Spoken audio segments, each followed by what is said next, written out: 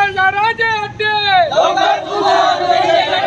बंद करा, भ्रष्टाचाराचे अड्डे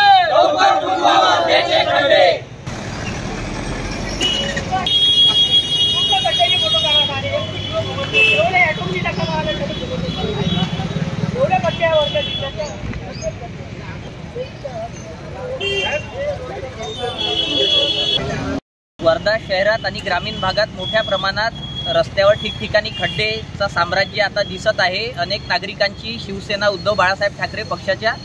कार्यालयामध्ये तक्रार होती, त्यामुळे आता आम्ही प्रशासनाला वारंवार निवेदन करूनही प्रशासन जागा होत नाहीये। म्हणून आम्ही वर्धेच्या जिल्हाधिकारी मार्फत महाराष्ट्र सरकारला निवेदन पाठवत आहोत का तुम्ही एक काम करा, हे खड्डे जर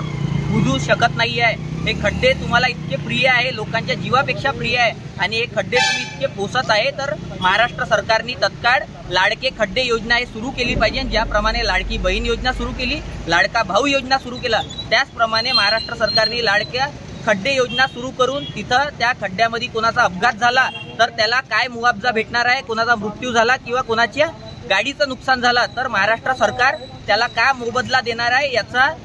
यासाठी लाडके खड्डे योजना महाराष्ट्र सरकारनं जर खड्डे बुजू शकत नाही तर सुरू केली पाहिजे। हे मागणीसाठी आता शिवसेना उद्धव बाळासाहेब ठाकरे पक्षाच्या वतीने वर्धा शहरात आणि ग्रामीण भागात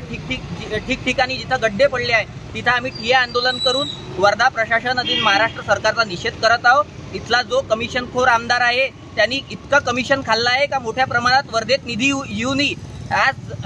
वर्धेच्या ठेकेदार जो आहे ज्यांनी रस्ते बांधले त्यांचे बिल सुद्धा निघाले नाही अद्याप आणि हे खड्डे पडणार रस्त्याला सुरू झाले आहे। इतक्या मोठ्या प्रमाणात वर्धेमध्ये भ्रष्टाचार झाला आहे, तर हे रस्त्याची तत्काळ चौकशी झाली पाहिजे आणि तत्काळ वर्धेचे हे खड्डे बुजले पाहिजे किंवा लाडके खड्डे योजना सरकारने मुरदाड बनवून तरी सुरू केला पाहिजे।